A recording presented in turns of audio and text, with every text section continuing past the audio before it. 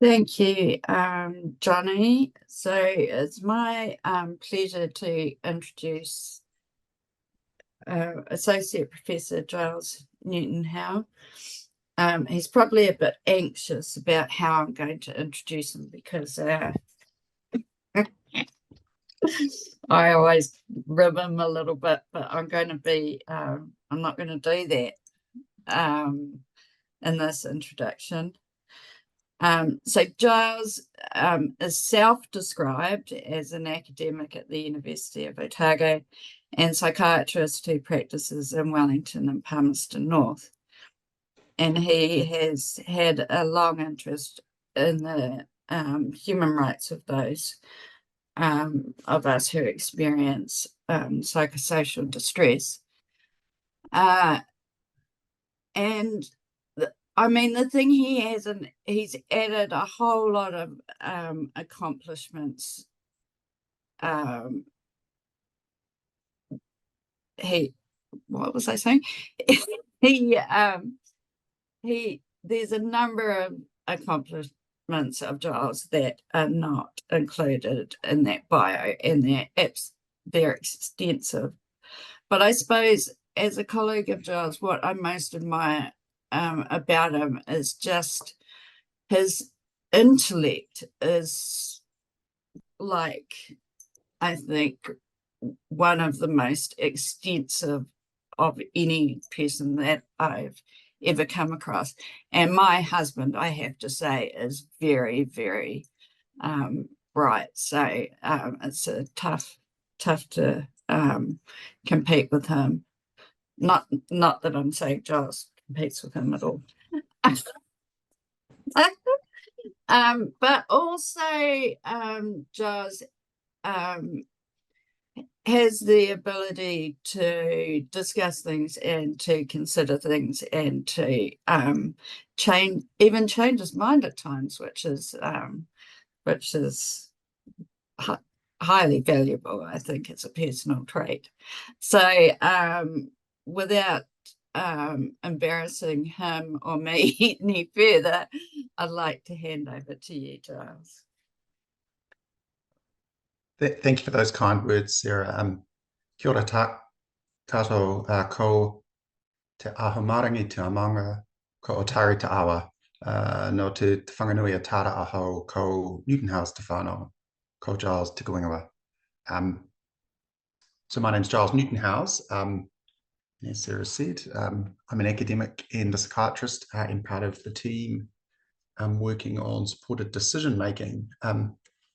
I see in the little blurble it says here, I'm going to speak about the ethical and legal issues on challenging the Mental Health Act, which is what I'm going to do. But I'm kind of going to do it in a little bit in the context of my own journey and understanding this, as I think it provides a sort of understanding, I guess, of how I've come to where I am and how things work. I particularly enjoyed our first presentation and feel like the sucker who has to follow it. But there you go. Someone has to follow excellent presentations like that. And today that is me. So let's see if I can make this work. Maybe I can't. Here we go. So this is kind of the conversation I hope I'm going to take you through as we go. I'd really strongly encourage you all, please, if you've got questions or queries or statements, things you think I've got totally wrong, to put all that stuff in the chat as we go. It's easy to kind of think of something and go, crikey, that's crazy, and you forget to type it in, and then we move on and something else grabs your attention and it sort of slips out of your mind. So I really encourage people to be poised to type furiously as we go. Partly it's great because the conversation is something that really enriches presentations like this. It's also really helpful in terms of my thinking and the people I work with about what others think about what we are doing and how we're doing it and what we could be doing differently. So we're going to start with a bit of positionality. This is a term from qualitative research.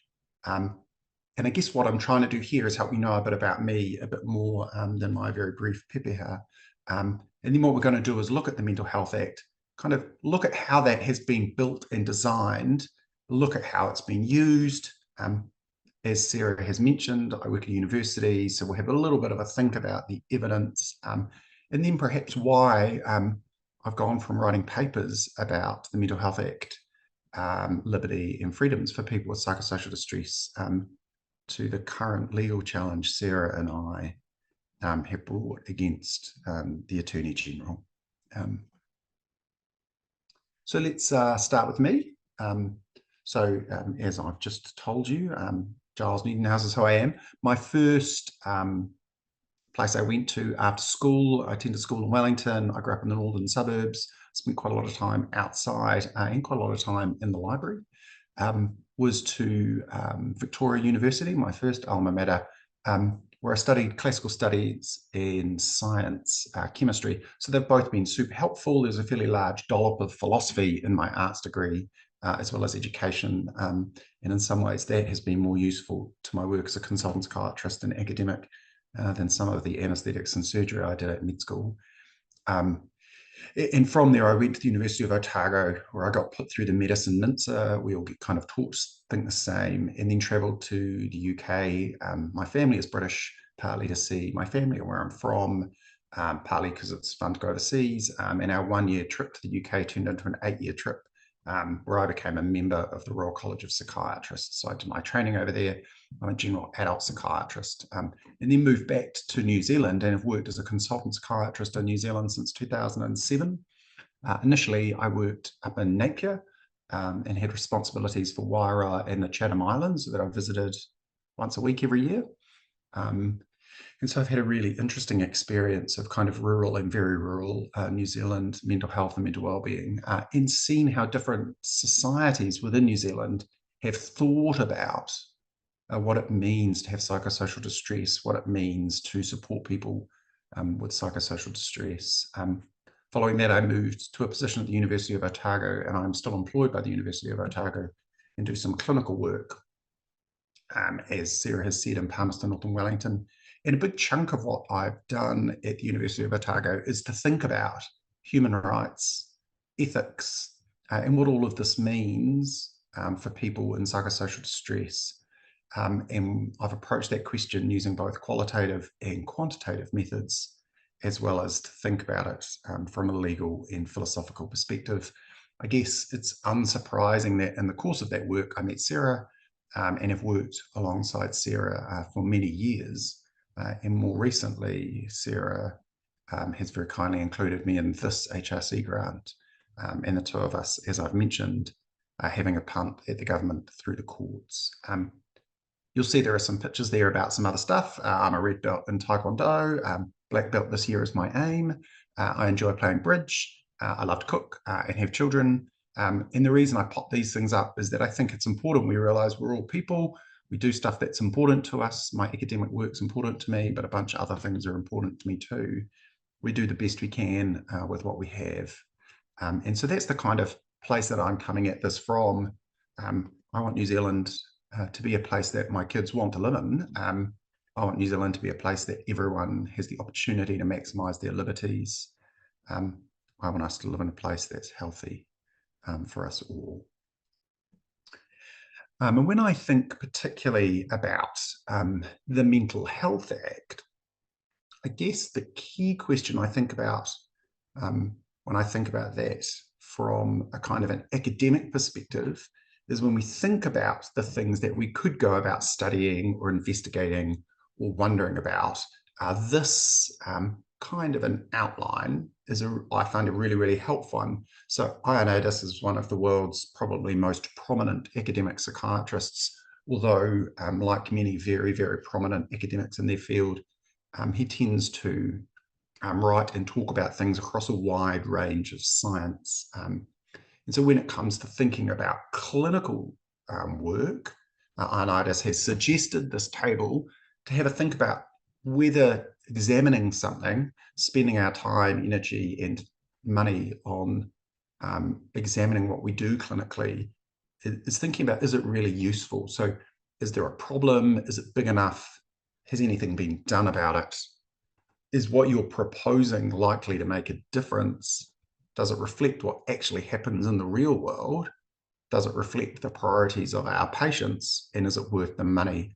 And certainly when I think about the Mental Health Act, when I think about the way society elects to contemplate what it means to have psychosocial distress or a mental disorder or a psychiatric illness, and the approach that society has chosen to take ethically, socially, and legally, I certainly do think issues in this area fulfill all of these requirements. And I guess part of the reason I got interested in this and increasingly involved in this is because the more I think about it, at least in my work as a clinician, this feels more and more like the key issue for us to be addressing, as opposed to an issue for us to be addressing.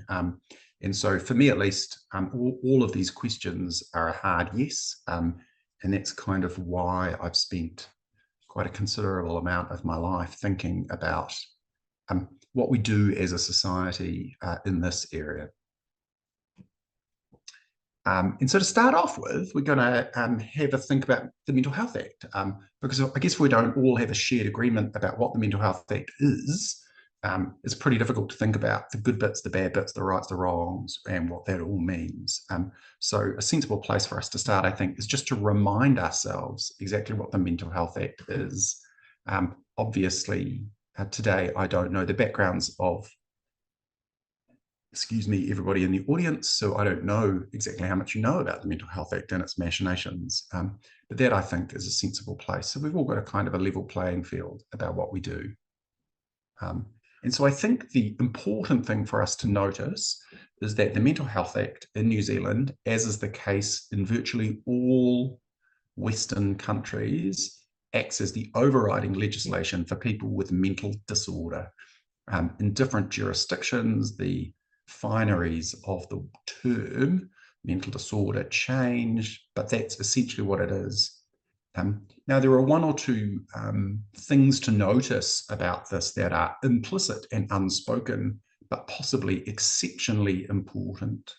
So firstly, if we think about clinical work and the law, what is really interesting to note is that there is, in all of the work we do as clinicians, a sort of treatment standard that is applied to us.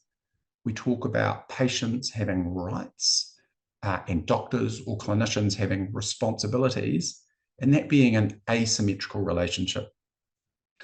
So although obviously I have a set of rights, as a doctor, I'm considered to have responsibilities, and those responsibilities are my patients.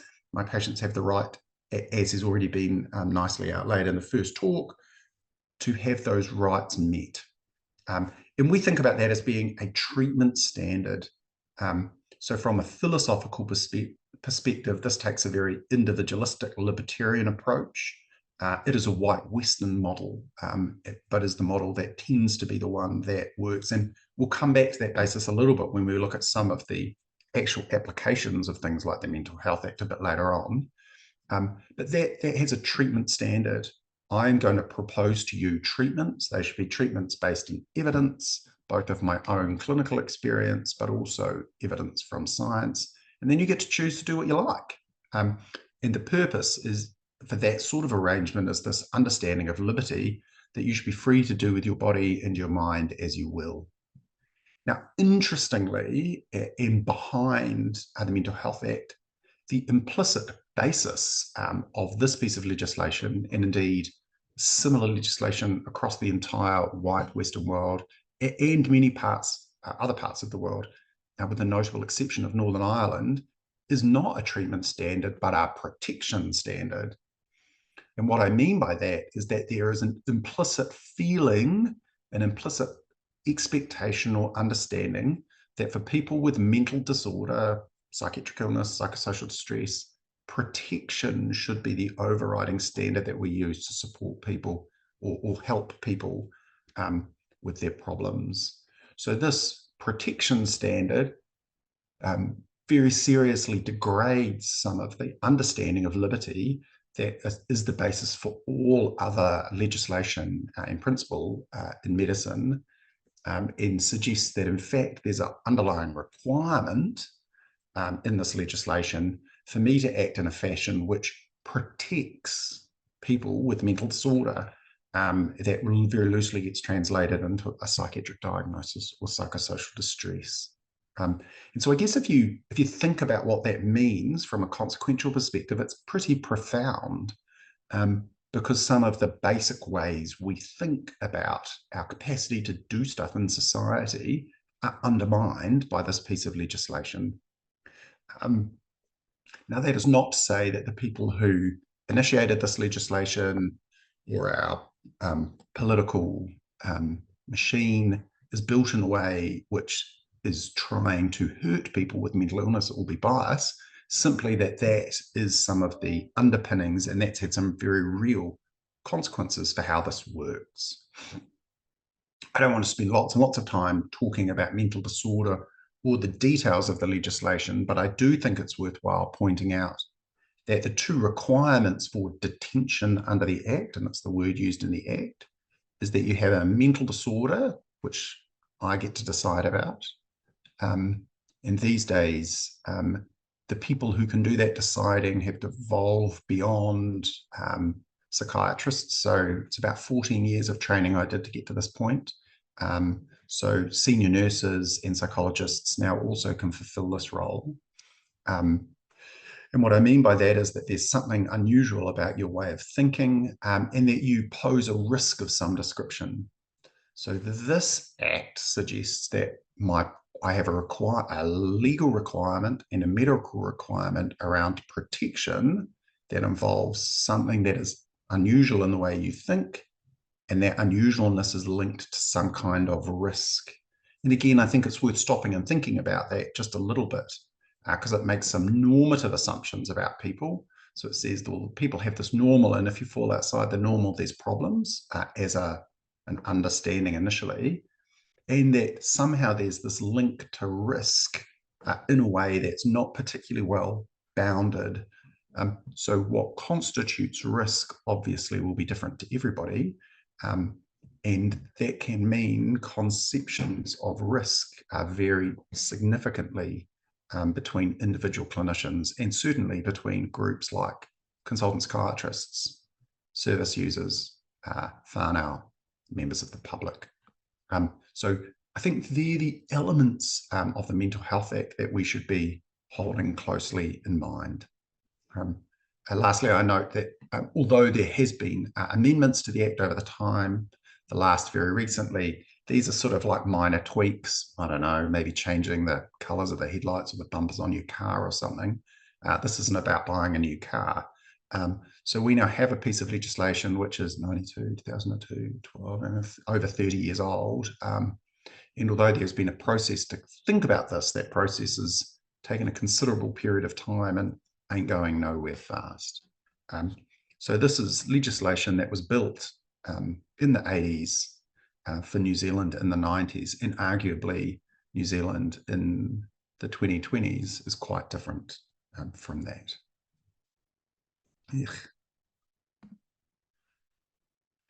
So if you've got any questions about the Mental Health Act or things that you think you need to explore a bit further, drop them into the chat now. And I guess in line with some of what I want to say, I think it's valuable to go back and have a look at Hansard, or have a look at what politicians actually said during the readings of the Mental Health Act. So when any act comes before Parliament, someone drafts it, it has a first reading, which basically says, we should have a think about this thing. It then goes away and work is done on that. They have a second reading and Parliament goes, yes, we really will work on this thing. Then a bunch of consultation happens. And once they've come up with something that they really like, there is a third reading, which is largely ceremonial to have the act passed into law.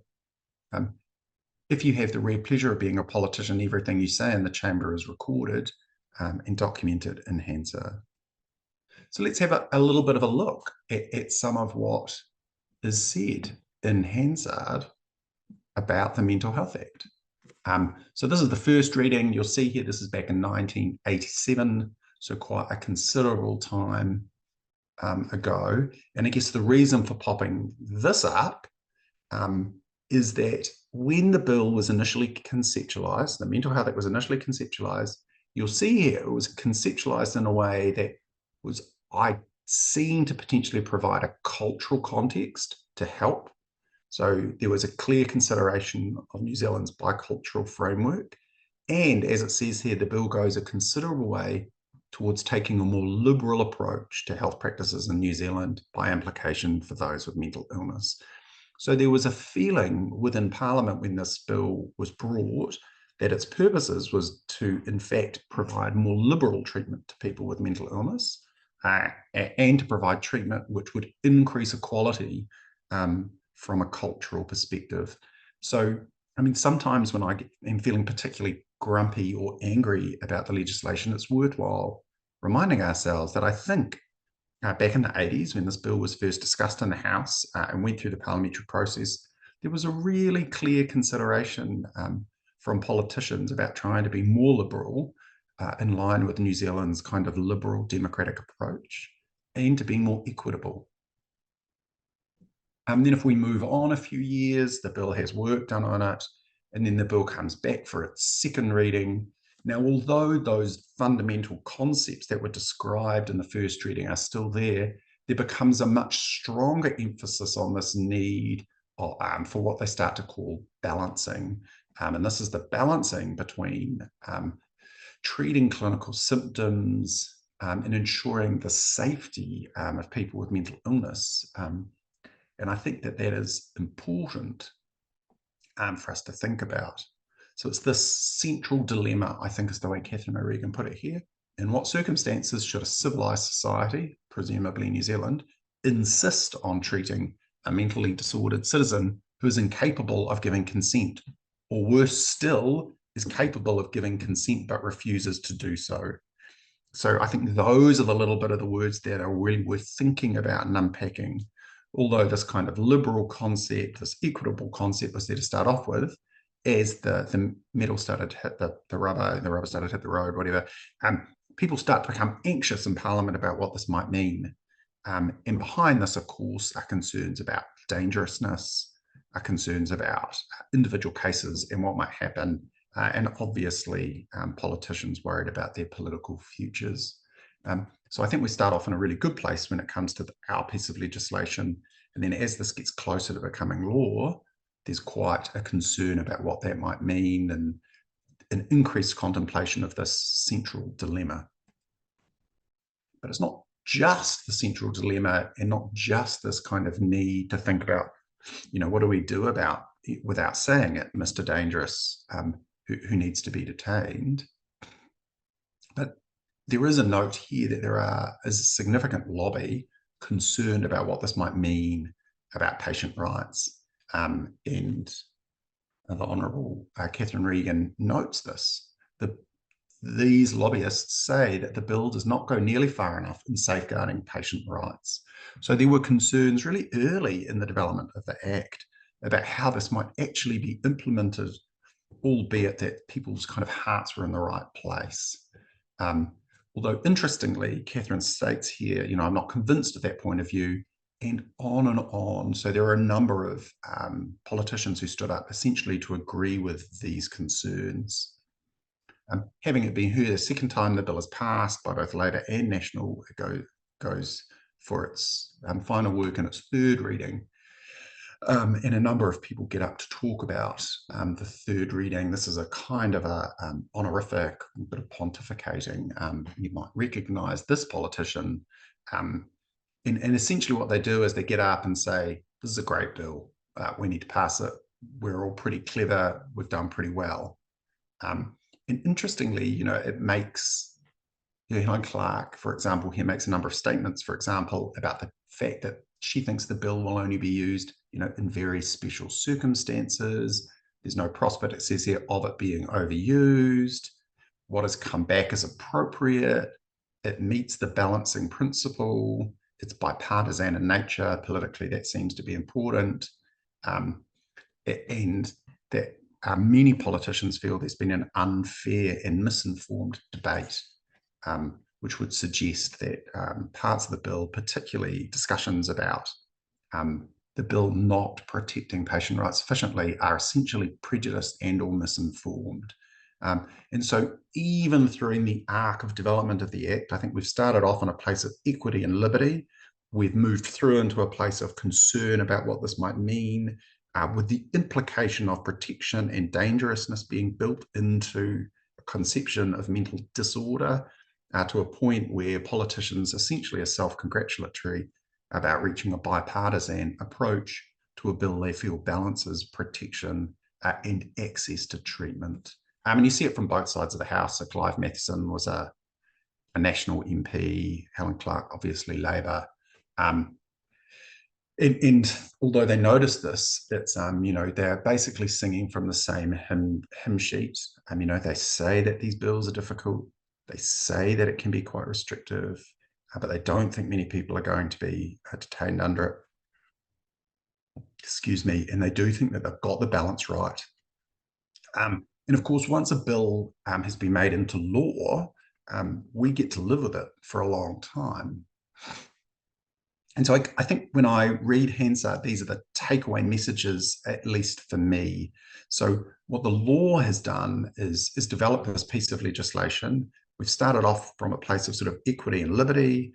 We've moved into a place of balancing, which is mostly about protectionism and safety, with an inherent expectation of rarity of use.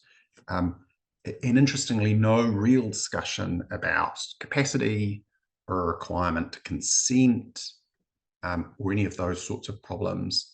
There's no real consideration of what they consider to be more prejudiced views, described as the passions of the people, about the impact on liberty.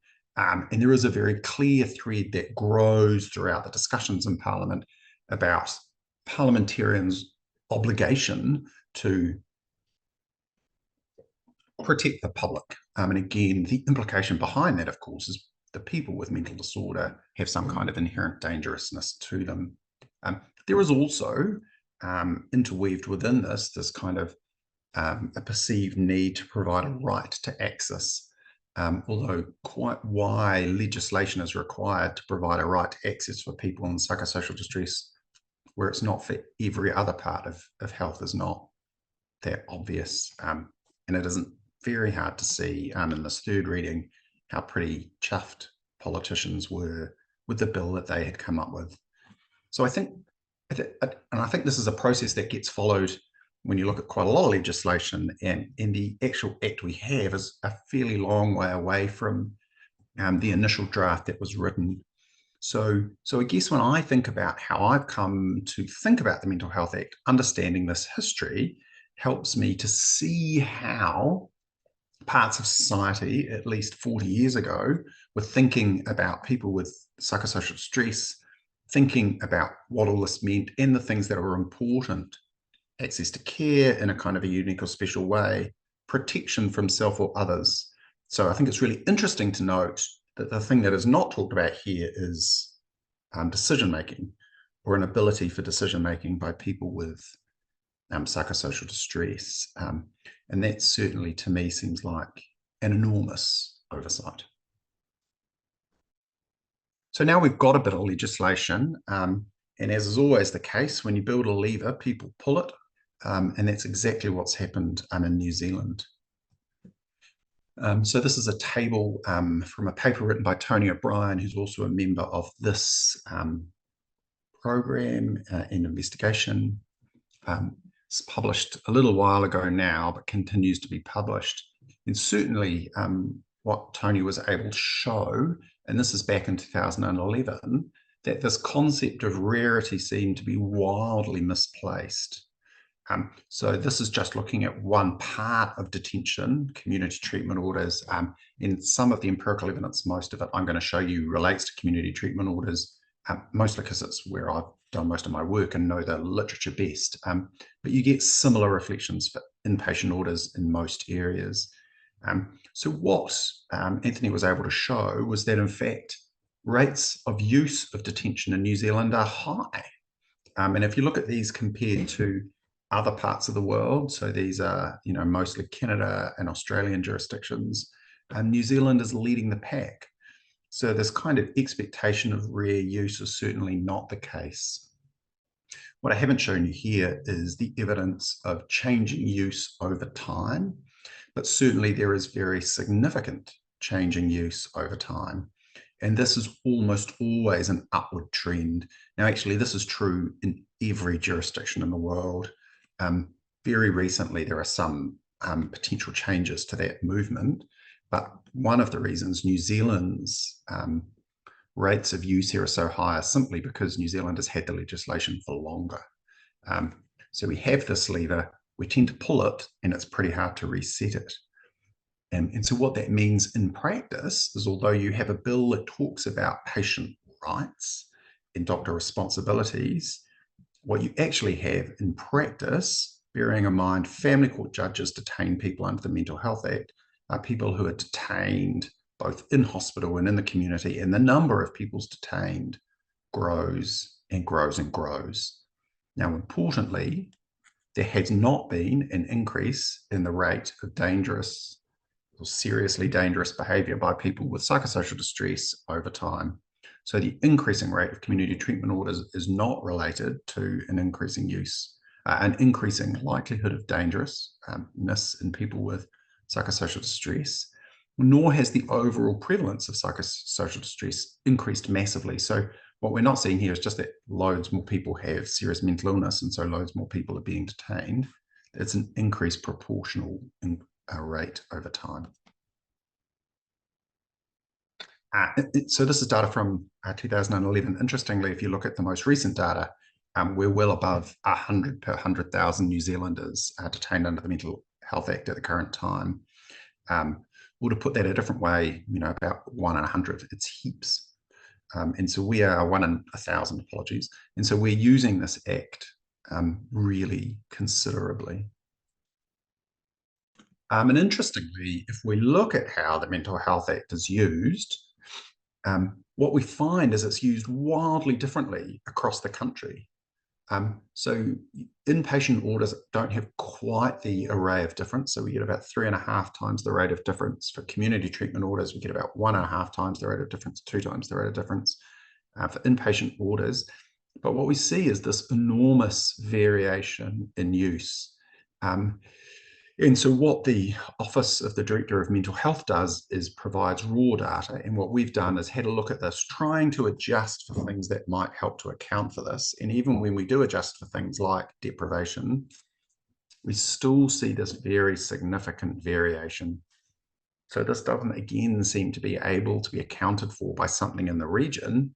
It appears to be random, or at least accounted for by something which is not obvious to the people who wrote this paper, and a variety of clinical academics and psychiatrists. So something unusual is going on here, and it's difficult to make the equity argument, because it looks like if you live in some places, you're more likely to be detained than if you live in others. And again, it's not entirely obvious what that is about, but worth noting. So we are detaining people, we are depriving people of what most New Zealanders consider to be a natural right in terms of their liberties. And we're doing that in a sort of an uneven way. So as a clinician, this sort of thing really worries me, because we're practicing, it would seem, in a way that is quite different from the rest of medicine, and also in a way that seems kind of random. And that's never a good way to practice medicine anywhere. So there does seem to be some problems from an ethical perspective about how the Act is actually implemented, and the reasoning behind that is not entirely clear. Although I'd like to say it's not the case, unfortunately, things get worse if we look at this by ethnicity. And so the dark lines here are Māori. The light lines here are people who are not Māori. Now, these figures are a little bit old, so they're for the year 2017. It's not entirely clear to me why that is, but certainly it's harder to get national data around what's going on here. And it doesn't take a rocket scientist to see that. So Section 29's community orders, Section 30 inpatient orders, there's something unusual going on here, because our rates of detention of Māori are massively higher than our rates of detention of non-Māori. So particularly if we look here at community treatment orders, there's something like a 500% increase in the rates of detention for Māori over non-Māori. Now, I cannot find any logical, rational, and reasonable reason for that, which doesn't have a degree of discrimination built into it. And we as New Zealanders should be particularly concerned about that. So if we loop back to thinking about some of those first speeches in Parliament, 1987, and we look at those speeches that were given by Māori members of Parliament, they saw this piece of legislation as increasing equity. That was their expectation on the way the Act was written. Here we are, nearly 30 years later, and what we find is that clearly is not the case. If I translate some of those male Māori figures, this means something like 1 in 157 Māori men in New Zealand is detained under a Section 29 or a Section 30. And I find that completely mind-boggling. And so there's something that is going on here where we have, I think, a piece of legislation that was designed to be equitable and liberal, that 30 years later is clearly not providing equity, is being used in what appears to be a random way by area in the country. And certainly when I look at a graph like this, I find it really, really difficult to see how it's doing anything which improves equity, at least from an ethnic perspective.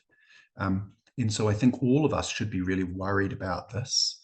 And when I think about our project, one of my hopes is that in the process of building a supported decision-making tool, we are able to address some of these inequities by providing much clearer guidance to the people who are using the Act than not.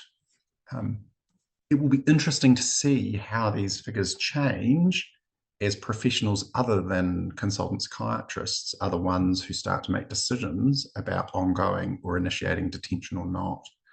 And although nothing formally has been written in the literature about this yet, and this change is very new in New Zealand and is not a change which we see anywhere else in the world, some people have talked about this as potentially reducing some of these problems by providing a broader base of expertise. Other people have thought that this might increase these inequities and randomness of use and increase overall use, and there's increasing concern from other professionals about what it might mean for their personal registration if patients are not detained. And so this is difficult, at least for me as a clinician. And perhaps some of the reasons I'm most interested in thinking about what we can do about this are reasons exactly like this. So I guess it's probably worth stepping back for a second and just thinking a little bit about the evidence in general for this sort of legislation. And again, if we think about the original graph by Ioannidis, and we table by Ioannidis, and we think about what's happened over time, the question is, well, one way of interpreting this is maybe this is a good thing. Maybe these orders improve the mental well-being of the people who are detained. Sure, I might have existential concerns about the loss of individual liberties, rah-de-rah-de-rah, but maybe the benefits here outweigh this kind of airy-fairy philosophical navel-gazing problem. And I guess the way we think about that is to go and do some research. So do some quantitative science to see if that is in fact the case. Because if that is the case, then maybe we accept the loss of some of these liberties for the benefits that they provide. But unfortunately, that's not the case. And so although we haven't examined this in a very rigid, empirical, quantitative way here in New Zealand, it has been examined in a very rigid, reliable, quantitative way in England using the OCTET study.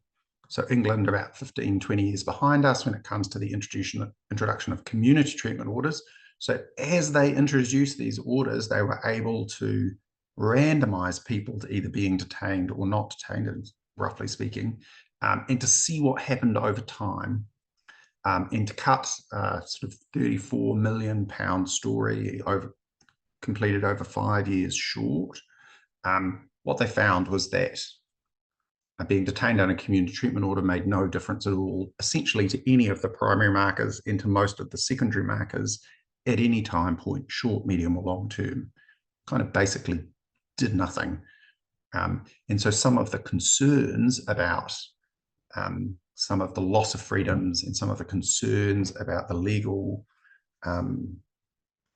losses suffered by people with psychosocial distress didn't seem to be outweighed, at least in the Octet trial in England, by improvements in overall well-being.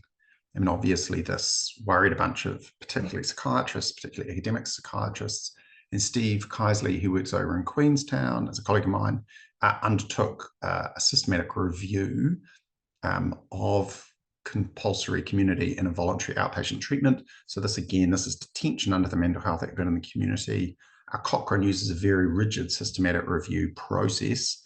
And essentially what Steve found when he looked at all of the randomized controlled data is what Octet found. I mean, essentially, there's no benefits to be found anywhere. And so that's a real problem, which is not to say they make absolutely no difference at all.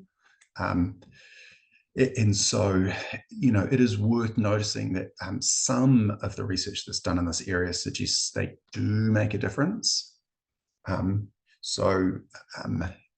It's not that all of the evidence points in one direction, but that's almost always the case. So there's almost always that these things go in a variety of different directions. I do think, however, it's interesting to note this study by Phoebe Barnett, because she used quite a different method from the Cochrane methodology that's very rigid. And so what she did was included everything. You know, if the methods were a bit rubbish, she didn't mind it, just piled it all together to see what would happen. And essentially, what she also found was really there was no significant effects on the things that might be considered important, either to patients or, in the case of this particular study, the system. So one of the arguments that has been put forward is that although community treatment orders might not benefit an individual in a way that is obvious, maybe they benefit the whole system because they reduce costs, and by reducing costs, they increase reach. And you can look at the expensive things like readmission, inpatient days, and really, when we look at those things, we see no difference. What we do see for people who are detained on this legislation is they get to see secondary mental health care services more. And some people have said, well, that's a really good thing, right? Because people are getting seen more frequently. And that's certainly one way to understand that. I have written in the literature with a colleague of mine, Chris, that I interpret that quite differently and think it's bizarre at best and morally wrong at worst, that in order to see a doctor to get treatment, you have to be prepared to give up your liberties and your ability to consent to the treatments that might be being recommended for you. So I see that in quite a different way.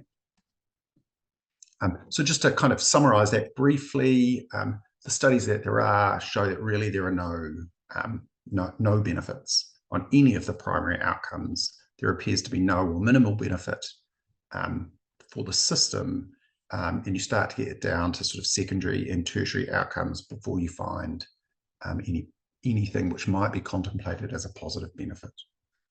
And I think that suggests that this is a big problem, this piece of legislation, and it's a big problem that requires some sort of redress.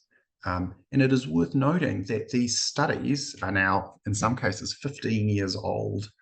This is not new science, but has not led to a change, particularly in the way we manage ourselves, manage patients. And as those earlier graphs, say from 2017, show us, we're still using the Mental Health Act a considerable amount, despite the evidence that suggests it does really very little good. I worked for Pharmac for 9 years, thinking about providing advice to Pharmac as part of PTAC for the drugs that the country subsidises to treat every illness in New Zealand. So Pharmac is the drug funding company. And so I've got particularly interested in what the economics say. And so I spent quite a bit of time looking at the economics of CTOs or detention in general, because if they do save a lot of money, then there is an argument that overall we all benefit. and that maybe you can make a differential ethical argument on that basis, but that's not the case. So an incremental cost effectiveness ratio talks to how much you spend for benefit. And essentially, it's interesting that they were able to generate an ICER at all. This mostly comes from the Octet study, and that's because the improvements are so small. If there are no improvements at all, the ICER is infinite because there's no benefit. You can see here that the best they could come up with is to improve your quality adjusted life years. That's a QALY. You need to spend something like $4 million. To put that into perspective, Pharmac does not use QALYs as an indicator, but places like BPAC do. And there you need to have a QALY of about $40,000. So you need an intervention to be something like 100 times better than this before there'd even be consideration of public funding for it. And so if detention under the Mental Health Act was a pill that the country had to fund, there is absolutely no way in the universe this would ever get across the line. So that's kind of important. And just a little bit more sciencey stuff before we move on. This is again a graph from another paper from Steve Keesley. This is from studies done in Australia and New Zealand. So about us, by us. And using meta-regression techniques. So this is looking at impact over time. What you're able to find, whether you use mean difference or the log odds of the mean difference, is as we use CTOs more, people tend to get admitted more and people tend to stay in hospital for longer. So this argument that CTOs keep people out of hospital will help maximize the quality of life of people in the community also doesn't seem to be supported by the evidence in New Zealand. So in a nutshell, the way I understand the evidence for mental health legislation, both in terms of use in New Zealand from the international literature and the literature that looks at us, is there isn't a great deal, like nothing, to support their use. So we can't make an ethical argument that says some of the losses that are built into the Act, some of the requirements of protectionism, which seem to be its foundation, are justified on the basis of improvements either in system use or psychopathology or quality of life, however that might be assessed. And that's tricky, right? And so if we think about the evidence in New Zealand, unfortunately, it's pretty slim on the ground. So there was a study that was undertaken by Professor Sarah Roman and colleagues in Otago back in the early 1990s when the Act was initially brought in. This was basically a case series type study and a small amount of qualitative research that suggested both psychiatrists, patients, and whānau thought the Mental Health Act was likely to be a good thing. Of course, at that time, no one really had experience of its use. So this wasn't talking from a position of experience. This was talking from a position of possibility. And I guess that's the possibility that is reflected in our politicians' speeches in Hansard. What we managed to do up in the Hawke's Bay when I came back to New Zealand was look at this with people in the Hawke's Bay who were detained under the Mental Health Act. We did a snapshot. We looked at everybody on one day and followed them up. We used qualitative and quantitative research methods. And this is a co-produced piece of research. So Doug Banks, who you'll see is the author on that top paper, at that point ran an organisation called WIT, Whatever It Takes, a service user-led and run organisation to support people in psychosocial distress. So we built this project together, my idea, but built the project together, designed the project together, had very significant input from service users in its design, and much of the data collection was done either by me with a service user or by a service user who was appropriately trained. And from that work, we collected a bunch of quantitative work, which would suggest that, to cut a long story short, most patients didn't like being detained under the Mental Health Act. When we did, I looked at this data using a specific sorts of quantitative processes, we could see that most of the data clumped together in ways that people found the Mental Health Act to be something which was disempowering and overall worsened their life. Although there was a small group of people, or a small theme that came out of this about safety. And interestingly, when we specifically looked at this for Māori, because of the setup in the Hawke's Bay, there is both a public health provider and a specific Māori health provider. Although we could find no evidence of improvement in any respect, Māori said they liked being able to choose their provider. And so it was very clear that they felt if they were going to be detained, being able to choose a provider improved their overall experience. And that was both for people who chose standard public mental health care, as well as people who chose Māori specific mental health care. So again, this is not no evidence of benefit. This is evidence of no benefit, although some evidence that suggests increasing choice, and that relates to increasing personal empowerment, was positively reviewed. We also have done a little bit of work thinking about this in academic legal circles. So we've thought about this. So Sasha Callaghan is a legal academic in Sydney. We've thought about this from a legal perspective. Legally, does it hold up over time? We've thought about this through the prism of the Convention of the Rights of Persons with Disabilities. This is an international convention that New Zealand has signed up to, and asked the question in that area about whether our Mental Health Act stands up to that in an ethical sense. And essentially, I've been unable to build any argument to support the Mental Health Act, and have become increasingly uncomfortable with it. Excuse me. Pardon, Sarah? Apologies. I just wanted to let you know that you've got 10 minutes left, and I just want to make sure that you get to the stuff that you're doing. I'll get there. So does it reflect real life? I think the answer it really does reflect real life, and really is important. I'm going to zoom through this super fast then, because Sarah wants me to talk about our Mental Health Act Challenge. So what do we do about the fact that the evidence says one thing, we do another? Well, at the moment, we do nothing. And so as a psychiatrist and academic, that's deeply disturbing. We don't practice the science of what we do. And because we don't practice the science of what we do, I spent many years trying to get support that maybe we just tackle the problem head on. So find a way of taking the government to court to say the Mental Health Act is in some way illegal. And it's been a great learning experience for me, because I've discovered the things the courts can and can't do. Anyway, with the help of both Sarah, who's here, who's my co-applicant, and Vida Law through Ivis Rovercamp, what we've done is, instead of writing papers and putting things out into the academic world, we've challenged the Mental Health Act in court.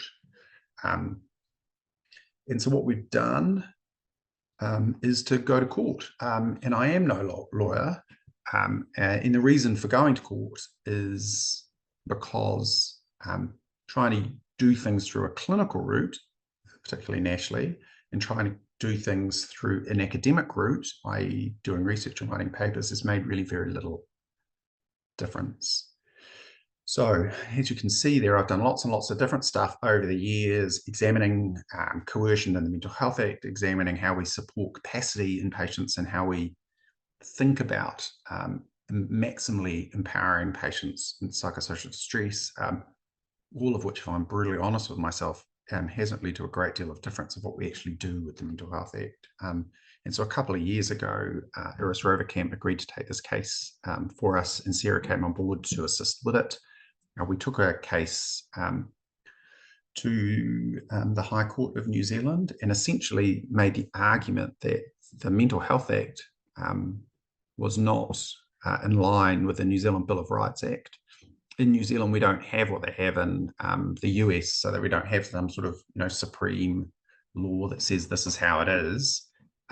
What we have is the Bill of Rights, and we made an argument that said the Mental Health Act can be interpreted in a way that is consistent with the Bill of Rights, and because it can be, it should be and there's no particular reason why it shouldn't be. So that was the argument that we put before the court. Although I wanted to make an argument we just shouldn't have a Mental Health Act. Iris made very clear to me what the courts can't do is just throw out bills of parliament, which when you think about it makes sense. Just hadn't really occurred to me because I am no lawyer. And so made an application, took that to the court, and it was heard. I think there are a couple of important things that have occurred along the way. So for any of you who have tried to do something like this, another thing which I didn't realize is how absolutely crazily expensive going to court is. And we did win a protective costs order, which meant that despite the fact the government wanted to have the right to personally charge Sarah and I for their costs, the court protected us from that risk. Iris amazingly has taken this case for us pro bono. And that really is a big win, and said that the courts considered this to be an important issue in the public interest and one that the court should be weighing in on. So I think there is a win there in terms of enabling these kinds of human rights problems to be brought before the court without the David, in this case, running the risk of having to pay for Goliath. So those 2 days in court were challenging. It's an interesting environment to be in, one in which the judge literally rules supreme and judges. The findings from the court case were published, I think, in August, wasn't it, Sarah, of this year. That was a very long document by Justice Carl, who essentially rejected all of the applications that we made and made what were very complex, both administrative and procedural judicial reasons for why those shouldn't go ahead. Unsurprisingly, I found that a bit disappointing. But of course, one of the things about New Zealand's legal system is if you're unhappy with the mechanism by which decision is made and think they're challengeable at law, you can do that, which we're in the process of doing right now. So we've lodged an appeal with the Court of Appeals. Again, we're asking for a protective costs order. The Ministry of Health have made very clear that they do not think that should be granted, so want us to run the risk of having to pay for Goliath, which is a scary risk, and don't think that this should be heard. I mean, in essence, they argue this is a waste of the court's time and unable to be applied, as well as the numerous procedural and administrative issues they have with the case itself. And so I think what's happened here is I've gone from being interested in human rights, generally speaking, and I think that probably harks back to the philosophy I did in my arts degree, to being somewhat shocked, amazed, surprised, disturbed by what appeared to be a pretty gross failure of protection of human rights for patients in psychosocial distress, and that being worse in New Zealand than England, where I trained, engaging in a bunch of research, both locally and internationally, to see if there were justifications for that, either legally or ethically or empirically, and all of those essentially are negative. So I don't think that there is a lack of evidence, there's a lack of effect, and I think there's evidence of that. And I guess the failure of all of that has provided the impetus to try and address the problem head on. I think that this program, Te Kete Rongomau, looks at trying to do this in a different way. So rather than trying to get a big hammer and have a go at the act itself, it's looking to support all people who may have their capacity in some way impacted. So to find yet another route within the structures we have at the current time to maximally empower people in psychosocial distress. So I think approaching this issue from many different angles hopefully will help us to reflect what appears to be the direction society is heading in as far as recognising the basic human rights of people who have psychosocial problems and have psychosocial distress from time to time. That's all.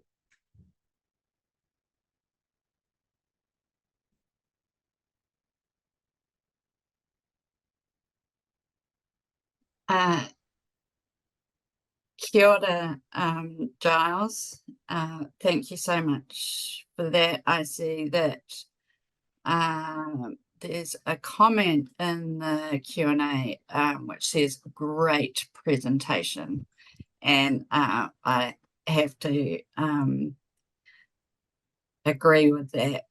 And I'm just going to ask now for if people have questions, if they can put them into the Q&A. Oh gosh, you've got another comment, Giles. Superb presentation. Oh my gosh. Don't do that. Don't do that anymore, people. Anymore. Don't want Giles's head to get too big. But I suppose just whilst we're waiting to see if there's any more questions or comments, I just wanted to add that in terms of taking this case that Giles and I have, as he said, we're very lucky with Iris, the lawyer who's representing us, is acting pro bono, and we did get the protective costs order in the High Court, but also, you know, the amount of work that Giles has done personally on this case, it's extensive. And both Giles and I think, were quite upset with the latest response from the Crown to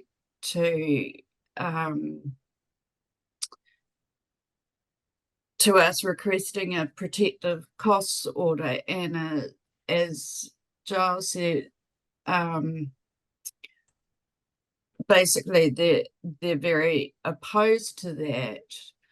But one of the reasons, or the main reason they give, is that it's only Giles and I that have an issue with the Mental Health Act, and no one else does.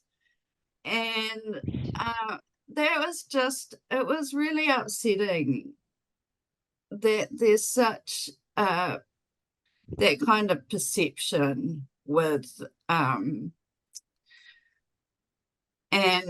so, you know, I went back to the the consultation on review and reform of the Mental Health Act. You know, the number of submissions and the extent of the submissions, and also the Law Commission work that's being done, and you know, and the Human Rights Commission are supporting us as interveners in our case. So, you know, this is of significant concern to all of us. And that's not to mention as well that, you know, that a number of us who experience mental distress don't have a voice. So to say that, you know, this isn't a really significant and widely considered significant issue was very upsetting, I think, to both Giles and I. There's a couple of questions in there, Sarah. Oh, okay. Let me have a look. I've just been waxing lyrical, which I think a facilitator, I'm not sure. So one of them is I think it's from Jessie. She wants to know if you could comment on whether you think the rewrite of the Mental Health Act will address this shortcoming. I don't know is the real answer to that question. What I do know is what we've ended up with in terms of how our current Mental Health Act works is arguably 180 degrees different from what some of the politicians thought in terms of how it would work. And if we look at the arc of development from draft and first reading to third reading and application into law, you end up with quite a different piece of legislation. And so the altruistic part of me would like to think yes. Certainly internationally, we've seen a move away from mental disorder and risk to mental disorder and capacity. And in Northern Ireland, we've seen a removal of mental disorder completely and just capacity for all areas of medicine. And so there are possibilities. We have models, international models we could be following. And as Sarah's mentioned, I think that the national review that was done would seem to suggest that is the direction many or most New Zealanders would like to go in. But whether we actually end up there or not is anybody's guess. And Tony's brought up some. I'll just read first of all a statement, and then he's done a question to it.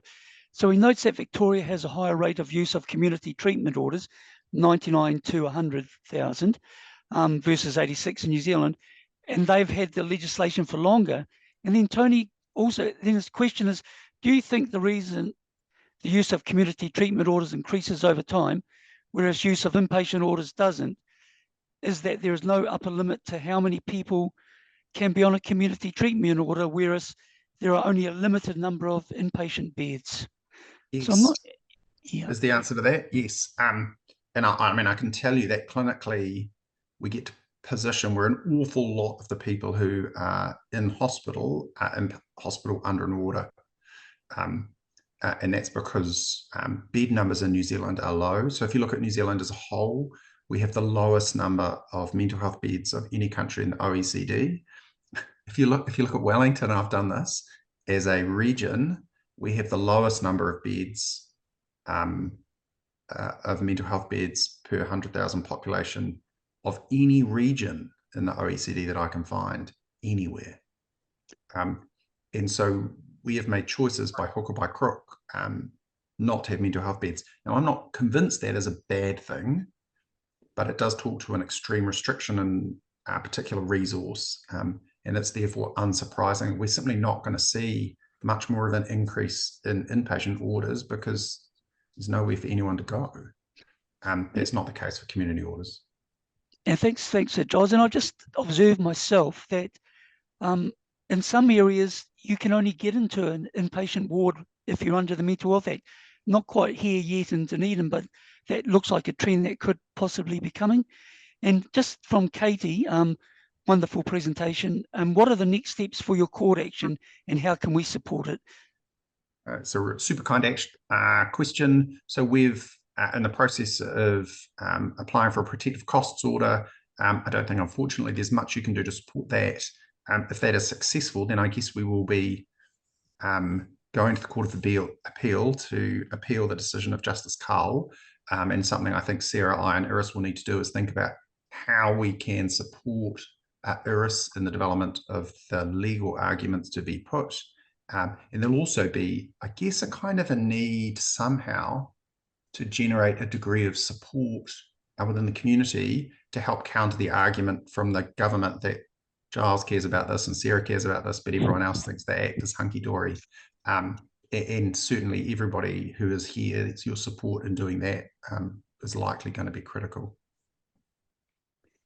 And a final comment from Jesse about Tony's comment. This may also be a symptom of the fact that there are not enough clinicians either. And I think that is very true. I turn down a number of requests to see people privately every week because I'm too busy in my public and academic work. But I think if I went into private, I'd be full tomorrow. And that is a major problem. And part of that's been recognised in the expansion. So responsible clinicians have always been consultant psychiatrists, and now many senior psychologists are taking that role. Some senior nurses, nurse practitioners are taking that role, and this is a reflection of the recognition that if we don't expand this, all SMOs are going to do, who are psychiatrists, is a very, very significant proportion will be working the machinations of the Act, which is a bit bonkers. That's a much bigger national question, and